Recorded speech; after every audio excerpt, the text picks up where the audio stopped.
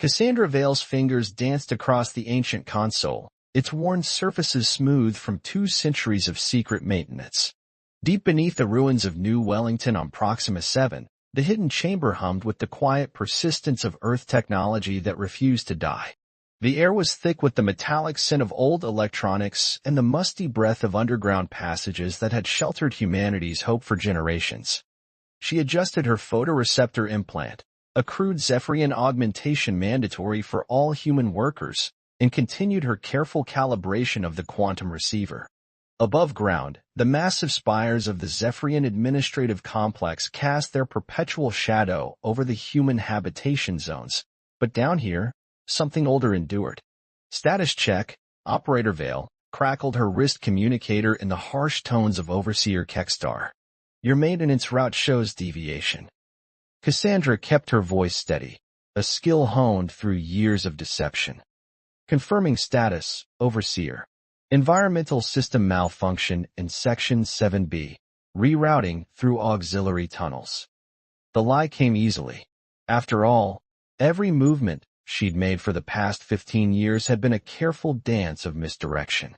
The Zephyrians believed they had mapped every tunnel, every bunker, every relic of human civilization on Proxima 7. Their arrogance was their blindness. Proceed, Kekstar responded after a pause.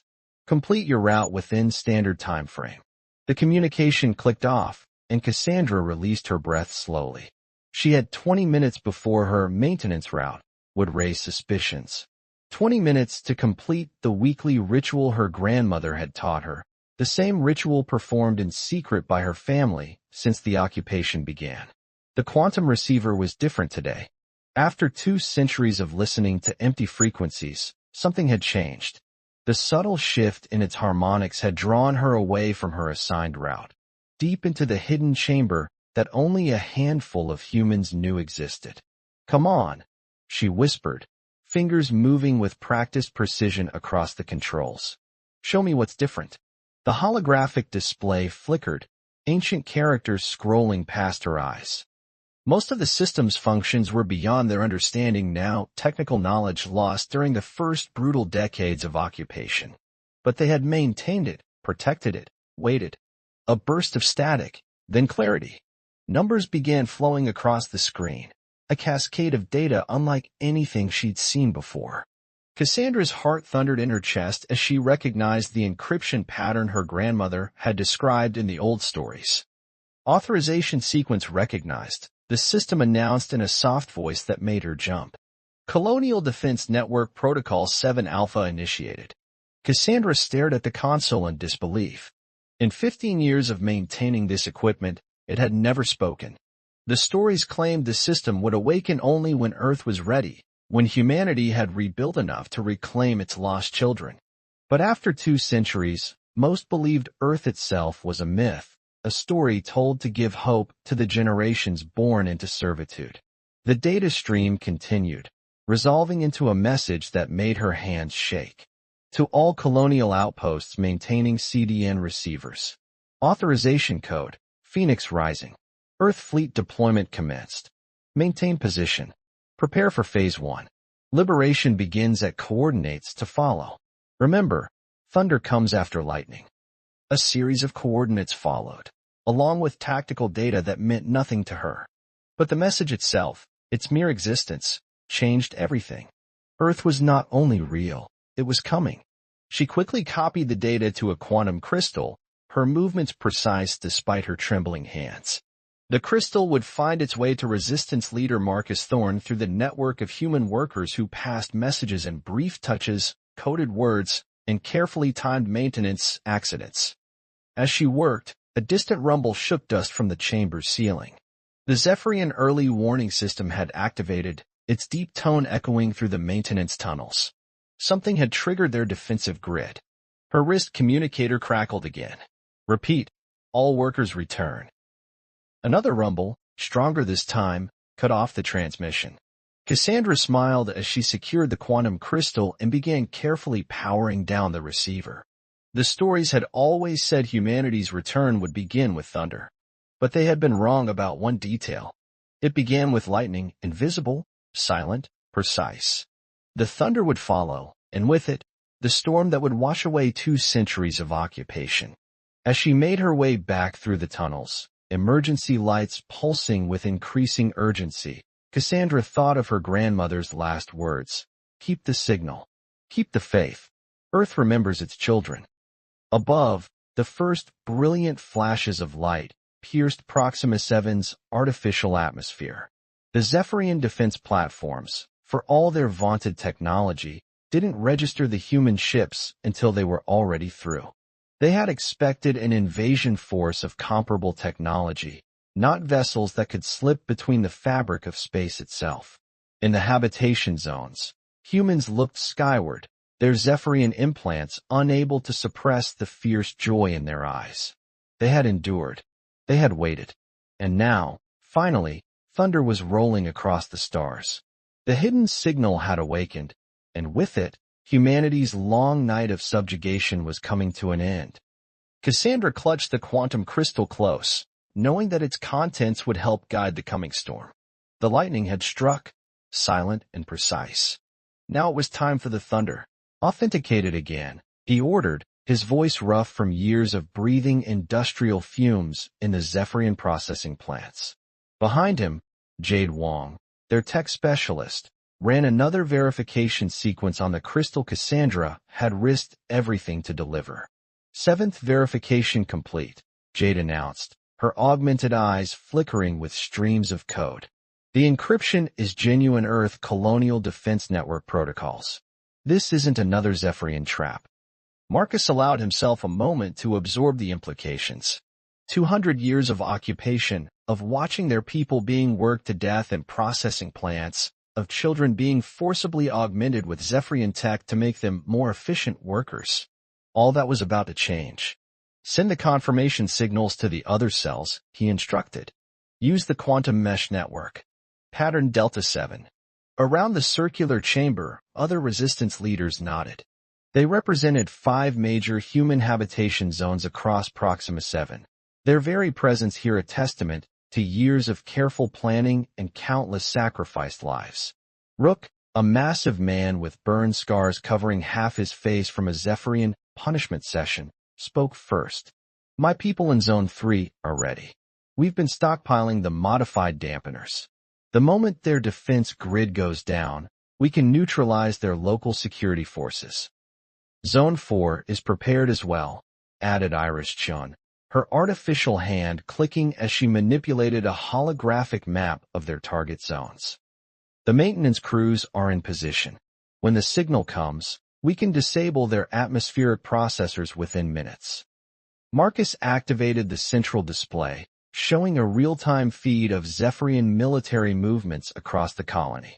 Their occupiers were clearly agitated, though they didn't yet understand why. Patrol patterns had intensified, and civilian curfews had been imposed with typical Zephyrian brutality. They sense something's coming, he observed, but they're looking in the wrong direction. They expect an external threat.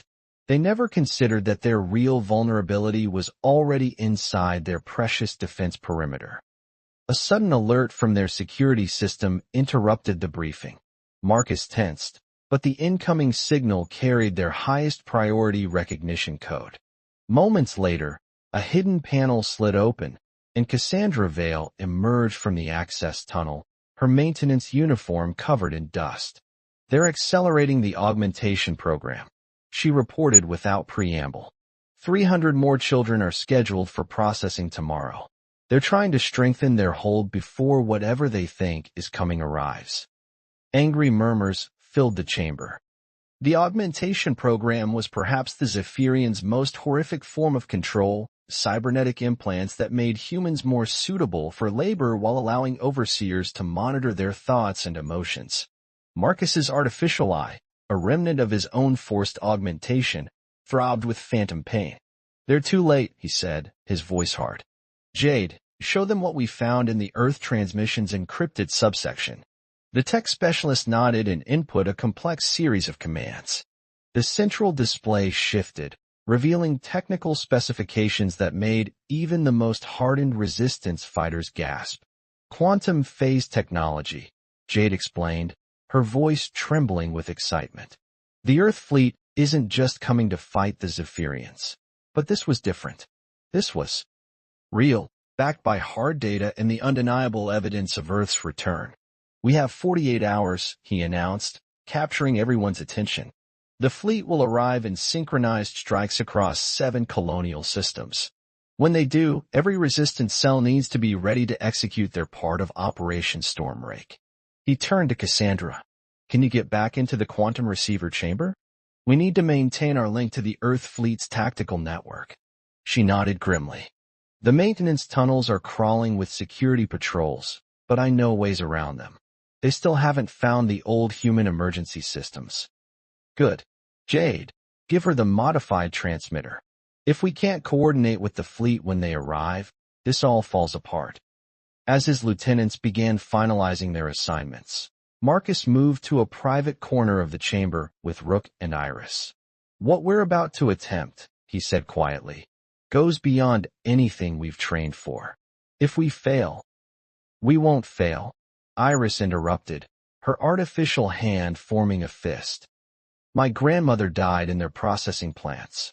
My daughter wears their control implants. Every human on this world has 2 centuries of reasons to see this through. Rook nodded in agreement. The cells are ready, Marcus. We've waited generations for this chance. The Earth fleet will handle their orbital defenses. The ground war? That belongs to us. A subtle vibration ran through the chamber, another Zephyrian patrol passing overhead. But this time, Marcus smiled at the sound. Soon those patrols would learn what it meant to be hunted instead of hunters. Distribute the new weapons to the strike teams, he ordered. Show them how to use the quantum shields. When the fleet arrives, we'll have minutes to take out their ground-based defense arrays. After that, Rook finished, we teach them why they should have killed us all when they had the chance. As the resistance leaders departed through various hidden exits, Marcus remained in the chamber, studying the tactical displays. 2 centuries ago, humanity had been caught unprepared, their colonies scattered and vulnerable. The Zephyrians had expected the same easy conquest here on Proxima 7. Instead, they had created their own destruction. Every human they enslaved, every child they augmented, every atrocity they committed had only strengthened the underground network that would now help tear their empire apart. Marcus touched the quantum crystal, feeling its slight warmth. Somewhere out there, humanity's fleet was approaching, carrying with it the combined fury of a species that had spent 2 centuries preparing for this moment. The whispers of revolution were about to become a roar, and the Zephyrians would learn too late that their greatest mistake hadn't been attacking humanity. It had been leaving them alive to remember. Captain Lyra Phoenix stood on the command deck of the EFS Stormraker, her hands clasped behind her back as she watched the quantum fold drives power up. The massive ship, nearly 3 kilometers long, hummed with energy that humanity's ancestors could only have dreamed of. Final systems check complete, announced First Officer Kai Rodriguez from his station. All ships in the Liberation Fleet report ready. Quantum synchronization at optimal levels.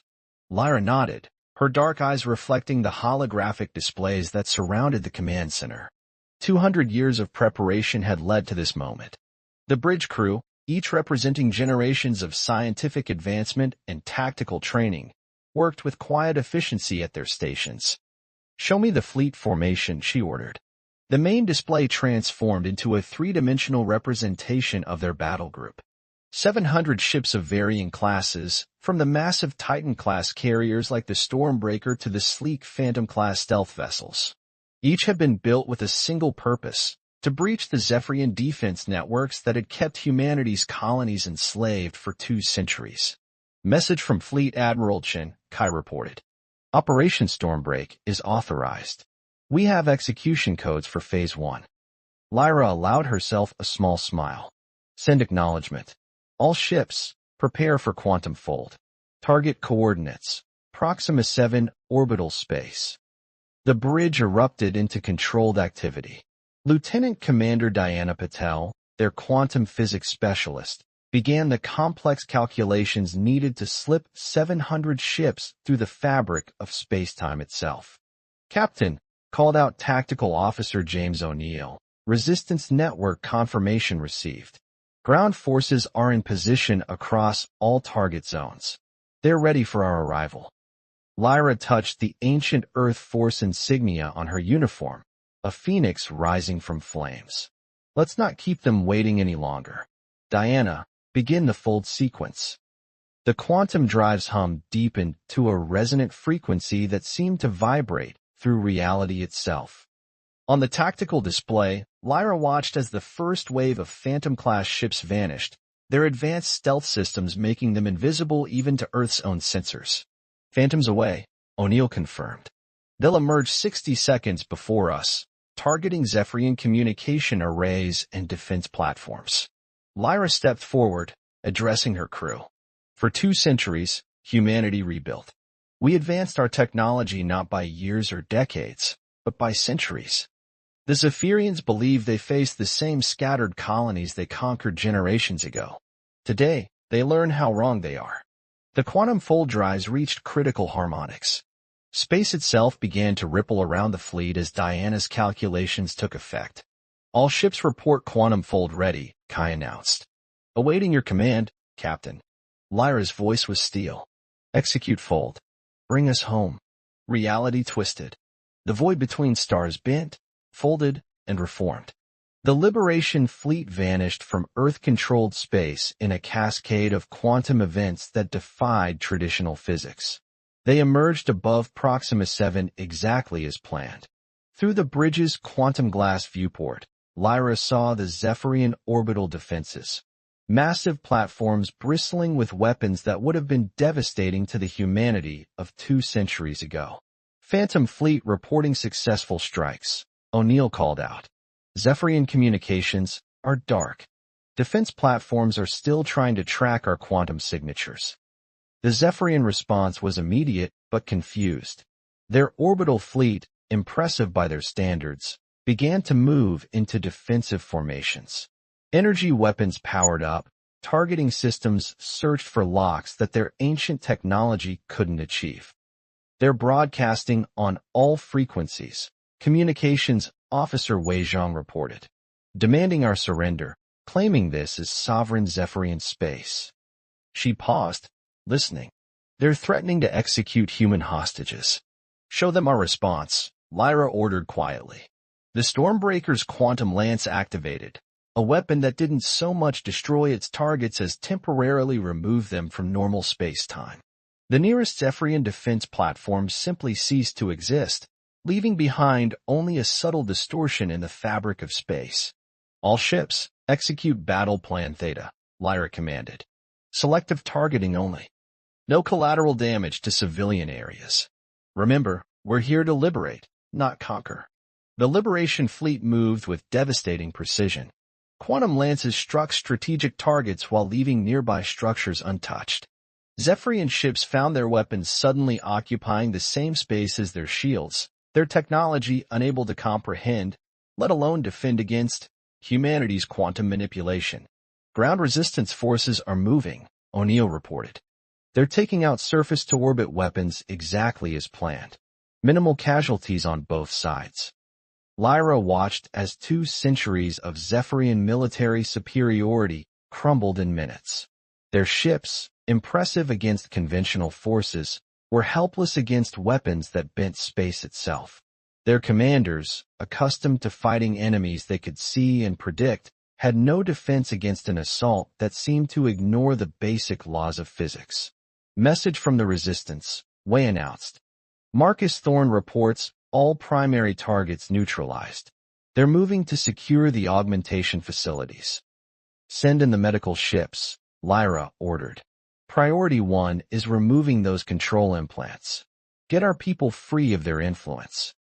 A Zephyrian dreadnought, massive by their standards, moved to challenge the Stormbreaker directly. Its weapon systems powered up, preparing to unleash enough energy to destroy a small moon. Lyra didn't even need to give the order. The dreadnought's systems simply shut down, its quantum state altered just enough to render its technology inert without harming its crew. Captain, Kai reported with a hint of satisfaction, the Zephyrian Orbital Command is requesting terms of surrender. Tell them the terms are non-negotiable, Lyra replied. All human prisoners released. All augmentation facilities surrendered intact. Full withdrawal of Zephyrian forces from colonial space. She paused. And remind them that unlike their species, we don't massacre civilians, even if they deserve it. As the liberation of Proxima 7 continued below, Lyra thought of her own grandmother, who had been born in a Zephyrian labor camp. She had lived long enough to see her granddaughter enter Earth Force training, to know that humanity hadn't just survived, but had transcended its old limitations. Message from Fleet Admiral Chen, Wei announced. Similar success reported at all target systems. The Zephyrian defense grid is collapsing empire-wide. Lyra nodded, watching as medical ships began their descent to the surface. Soon, the first generation of humans in 2 centuries would wake up free of Zephyrian control implants. Children would grow up without being augmented for efficiency. Send all ships, she ordered. Phase 1 complete. Begin Phase 2, liberation of remaining colonial systems. She smiled. The storm has broken. Now we free them all. The Stormbreaker's quantum drives hummed again, preparing for another fold. Above Proxima 7, humanity's revolution was just beginning. And across Zephyrian space, their empire was about to learn why some species should never be left alive to remember their defeat. The Stormbreakers had arrived, and with them, humanity's dawn. High Commander Vexthor stood in the Imperial Command Center on Zephyria Prime, his crystalline exoskeleton reflecting the chaos unfolding on the emergency displays surrounding him. 2 centuries of absolute dominion were unraveling in a matter of hours, and for the first time in his long military career, he felt something alien to his species: fear. Status report, he demanded, his secondary voice chambers vibrating with barely controlled rage. The neural interface crystals embedded in his cranial ridge pulsed with incoming data streams from across the Empire. Supreme Strategist Melcari approached, her usual grace diminished by urgency. We've lost contact with 17 more colonial systems, High Commander. Our defensive grids are failing simultaneously across multiple sectors. It's as if, she hesitated, as if space itself is being used as a weapon against us. Impossible, Vexthor snarled, though the tactical displays told a different story. Show me the Proxima sector again. The main hologram shifted, displaying the devastating defeat of their forces at Proxima 7. Vexthor watched as the pride of the Imperial fleet, ships that had dominated the galaxy for generations, were systematically neutralized by weapons that defied their understanding of physics. Analysis of their technology, he demanded. A science officer stepped forward, his exoskeleton dulled with stress-induced color changes. The humans appeared to be manipulating quantum states on a massive scale. Their ships don't just move through space, they alter it. Our weapons, our shields, they're irrelevant against such capabilities. Vexthor's primary heart chamber constricted. And the human laborers? Our control systems. That's the other problem, sir, Melcari reported. The augmentation networks are being systematically shut down. Not destroyed, disabled with surgical precision. Somehow, they're freeing the humans from our control without harming them. A new alert blared through the command center. On the displays, another sector went dark as human forces emerged from impossible spaces, neutralizing centuries of Zephyrian military dominance in minutes. They were waiting, Vexthor realized, his voice dropping to a whisper. All these generations, we thought we were watching them, controlling them, breaking them. But they were watching us, learning our weaknesses, advancing beyond our comprehension. Sir, called out a communications officer. We're receiving a transmission. It's being broadcast simultaneously across all our command frequencies. Encryption is unlike anything in our databases. Show me, Vexthor ordered. The hologram shifted to display a human female in a uniform bearing the symbol of a rising phoenix. Behind her, Vexthor could see a command center that made the Imperial facility look primitive by comparison. I am Fleet Admiral Chen of the Earth Liberation Forces, she announced, her voice carrying the weight of centuries. Your Empire's control over human colonial space ends today. We have disabled your defensive capabilities across 23 major systems. Your augmentation networks are being systematically shut down. Your labor camps are being liberated. Vexthor's secondary heart nearly stopped as tactical data began streaming alongside her transmission. Detailed readouts of Zephyrian fleet positions, defense protocols, even the command codes he had thought unbreakable. "You're bluffing," he responded, trying to maintain his imperial dignity. "The human worlds were scattered, primitive. We broke your civilization centuries ago." Admiral Chen smiled, and in that expression, Vexthor saw 200 years of patient, calculated vengeance. "You broke nothing, High Commander. You gave us a reason to unite, to advance, to transcend our own limitations. Every human child you enslaved, every colony you thought you conquered, became part of a network you never detected. Your empire's greatest mistake wasn't attacking humanity, it was giving us time to become something beyond your comprehension." As if to emphasize her words, another sector alert blared. The Centauri defense ring, pride of Zephyrian military engineering, had just been nullified. Not destroyed, simply rendered irrelevant by human quantum manipulation. "Your species has a choice," Admiral Chen continued. "Withdraw from all human colonial spaces immediately. Release all human laborers. Surrender your augmentation facilities intact." Her expression hardened. "Or we will demonstrate exactly how much humanity has advanced while you thought us broken." The transmission ended, leaving the command center in stunned silence. Vexthor's neural crystals pulsed with incoming reports of defeats, surrenders, and mass uprisings across the Empire. The human resistance cells, seemingly coordinated with their fleet's arrival, were systematically dismantling 2 centuries of control from within. "High Commander," Melkari said quietly, "the Imperial Council is requesting emergency session. They're discussing terms of surrender." Vexthor moved to the central tactical display, watching as more sectors went dark. The humans weren't just defeating them, they were doing it with a precision and mercy that made the Zephyrian Empire's brutality look primitive by comparison.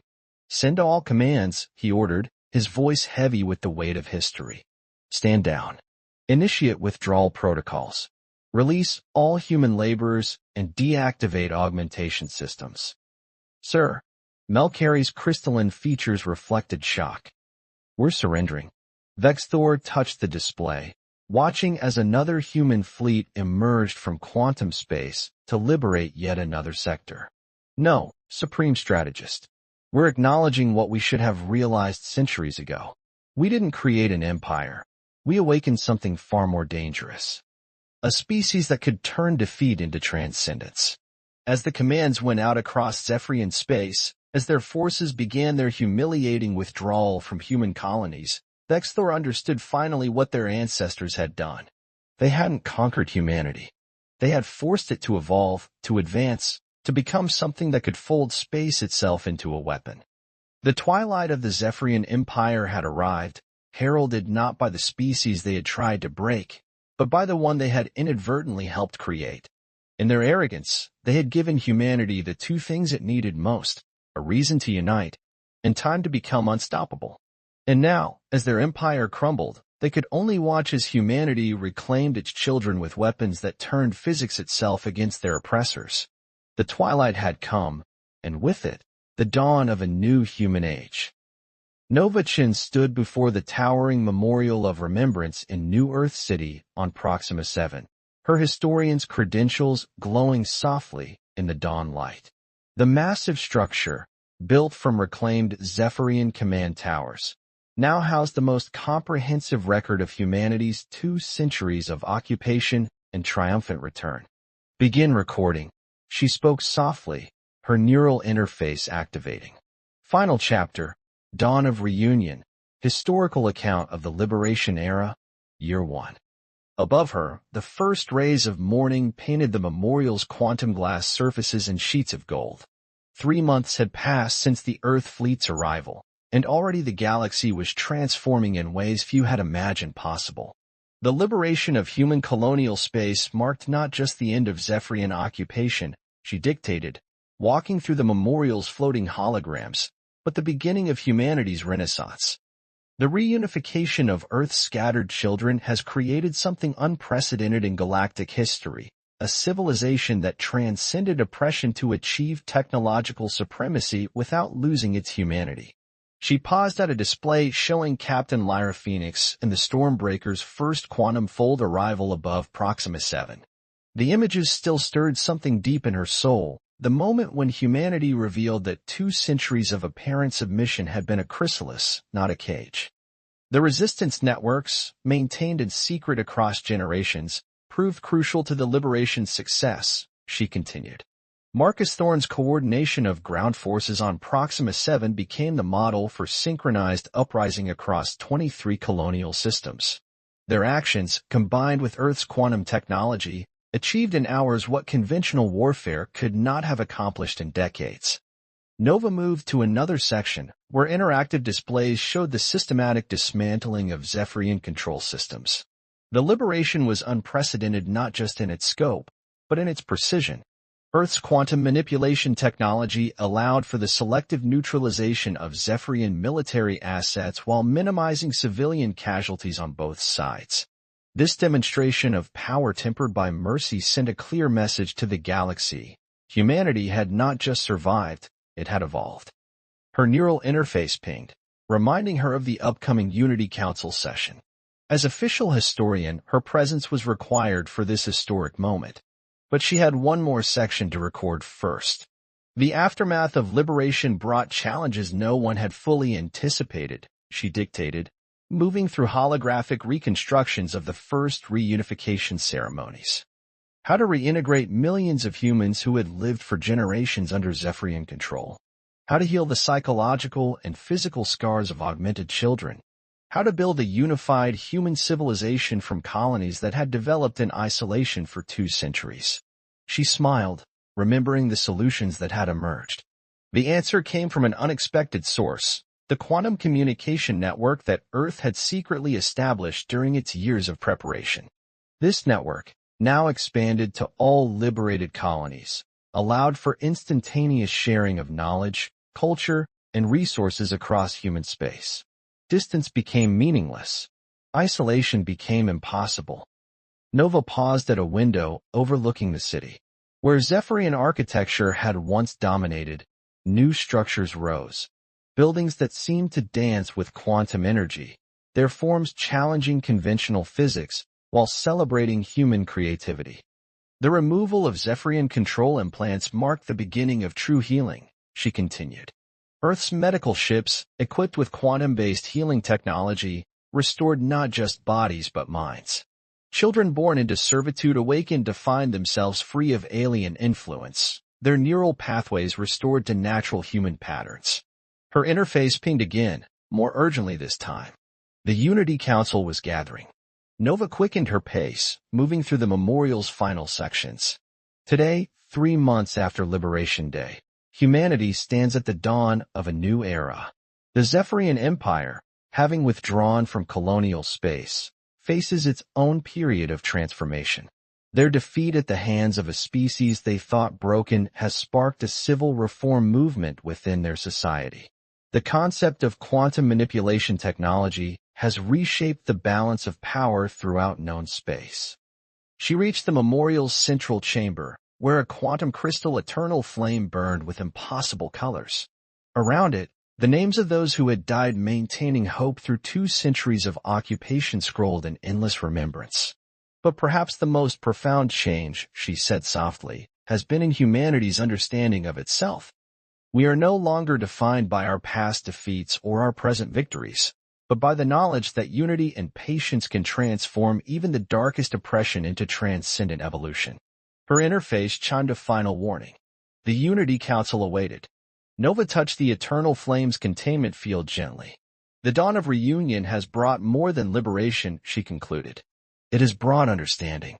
Earth's children, scattered across the stars and tested by centuries of subjugation, have emerged stronger, wiser, and more united than ever before. We have learned that true power lies not in domination, but in the patient cultivation of hope, in the preservation of our humanity, even in the darkest hours. She ended the recording and turned toward the exit, where a quantum transport awaited to take her to the council chambers. Above the city, ships from 100 human worlds moved through quantum-folded space, their crews no longer separated by distance or time. Children played in parks where labor camps had once stood, their laughter a testament to liberation's success. The dawn of reunion had come, and with it, the promise of a future that even the storytellers of old could not have imagined. Humanity had not just reclaimed its children, it had transcended its own limitations, emerging from the chrysalis of oppression with powers that transformed the very fabric of space and time. And in the eternal flame's quantum light, the names of those who had kept hope alive continued their endless scroll, a reminder that the greatest power had always been within, the power to endure, to evolve, and to remember.